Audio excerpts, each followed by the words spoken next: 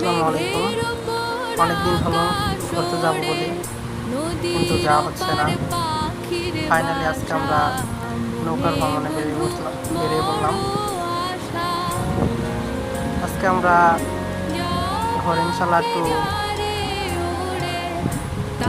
কাশিমপুর, কাশিমপুর থেকে আবার হচ্ছে ভাঙা ব্রিজ, মানে এক এক জায়গা থেকে উঠলে 3 জায়গায় ঘুরতে পারবেন, বুঝতেছেন আপনি?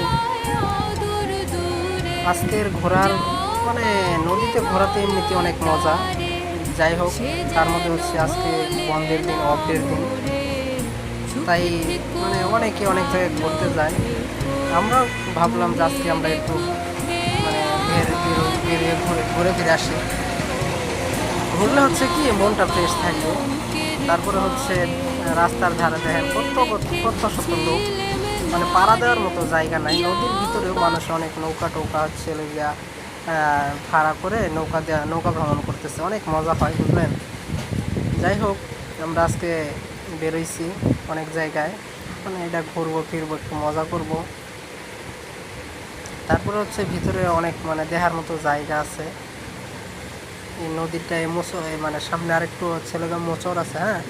ওই মোচরটা পার হইলেই মানে সামনে একটা ইয়ে আছে, ওই যে ওই জায়গায় গেলে তো দেখা যায় অনেক বড়, মানে কি একটা অবস্থা, খালি শুধু পানি আর পানি, মনে হচ্ছে যে এটা মানে একটা গ্রাম ছিল তলায় গেছে, এরকম একটা অবস্থা। আপনারাও আসবেন ইনশাল্লাহ।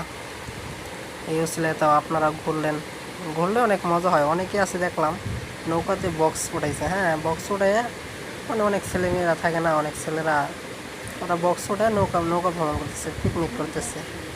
কিন্তু আমাদের ওইরকম স্বার্থ নাই, মানে সামর্থ্য নাই বলতে, আমাদের ওইরকম ফ্রেন্ড এই জায়গায় নাই, হ্যাঁ।